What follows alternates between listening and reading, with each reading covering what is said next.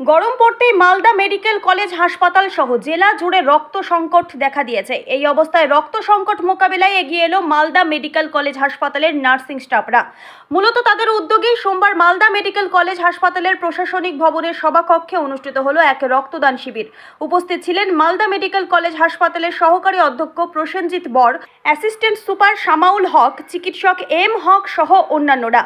জানা গেছে 100 জনের রক্তদানের লক্ষ্যমাত্রা নেওয়া হয়েছে শিবিরে। মেডিকেল কলেজ হাসপাতালের নার্সিং স্টাফ, চিকিৎসক এবং অন্যান্য কর্মীরা এদিন স্বেচ্ছায় রক্তদান করেন।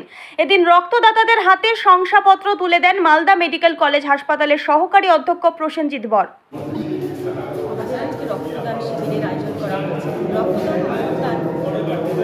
রক্ত দিয়ে জীবন বাঁচা, এই আমাদের প্রচেষ্টায় আজকের এই আয়োজন। কতজন রক্তদাতা রক্তদান?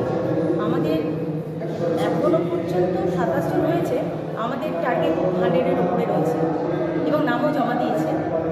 এখন তো মেডিকেল কলেজে রক্ত শূন্যতা প্রায় ভীষণ একেবারে নেই বললেই চলে। 2-1 জন ডোনার যখন দেয় তাহলেই রক্ত পাওয়া যায়, নইলে একদম না। আর এই গ্রীষ্মকালে তো আরও বেশি চরম সংকট ওঠে। কি বার্তা দেবেন মানুষকে?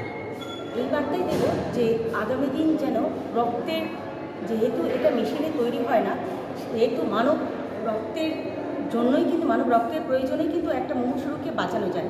প্রত্যেককে বলবো এগিয়ে আসতে, যেন আমরা এই অভাবটাকে পূরণ করতে পারি। আপনার নাম? Minati Sikdar, Malda medical college nursing staff.